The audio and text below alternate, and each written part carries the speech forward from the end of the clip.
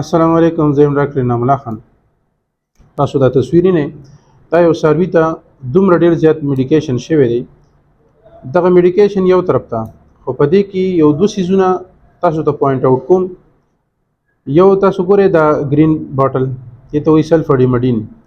بل طرف ته دی رینګر لیکټیټ ډریپ دی، ډیکسټروز دی. دا دواړه چې یو سروي ته ایټ ا ټایم وخیږي نو دا وګڼئ چې دا ساروی به کولیپس کیږي. زموږ عموما فارمران هم دا غلطي کوي چې یاره په ډایریا کیس کې دوی دا بوتل ورکړي وي سلفاډیمډین، یو ورکړي، دوه ورکړي، درې ورکړي. ډاکټر غریب راشي چې هغه ورته د ډیکسټروز ډریپ کوي یا ورته رینګر لیکټیټ کوي، هغه کولیپس شي. اوس وجه څه ده؟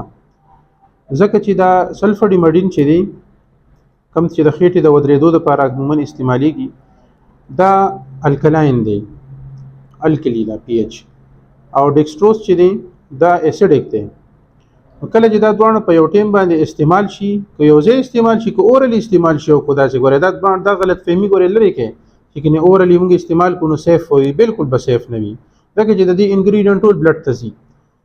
دا دواړه د یو بل اثر ختم کی او کرسټل جوړ کی. کرسټل وی لکه د شګې د چینو په شانتي یا د مالګې په شانتي سپین سپین کرسټل جوړ کی.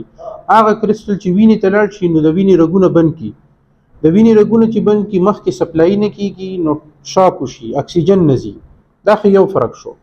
اوس دا وینه چې کومه ده، کوم کې چې کرسټل ملګري شوي دي، دا د کډنیز نه پاس کیږي، ګرده چې ورته وایي. نو ګرده نه چې دا پاس کیږي هلته کرسټل یوریا وشي. د یوریا سره کرسټل ملګري شي نو کډنی فیلور، کمپلیټ کډنی فیلور کیږي. دا دوه سیزونه کیږي او ډیر سډن کیږي.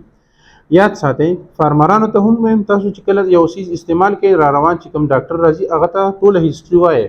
په دې باندې بس تاسو د څاروي ډیپینډ وي چې یاره څاروی ستاسو کوم طرف ته تللی شي، او ډاکټر به هم سیف وي. او ډاکټرانو ته هم خاص دی چې یاره تاسو یو څاروي له ځئ، خاص کر ډایریا والا کیسونو کې ډیر زیات وي، نو تاسو تپوس کوئ چې یاره دا دوايي تاسو مخکې ورکړې ده. خلک وي بیا به څه کوو، بیا به نارمل سلاین کوئ. د ډي هایډریشن د کمولو لپاره به نارمل سلاین کوئ، او انجکټیبل کې به هغې ته ملټي وایټامن کوئ، او ډیکسټروز به نه کوئ. السلام علیکم.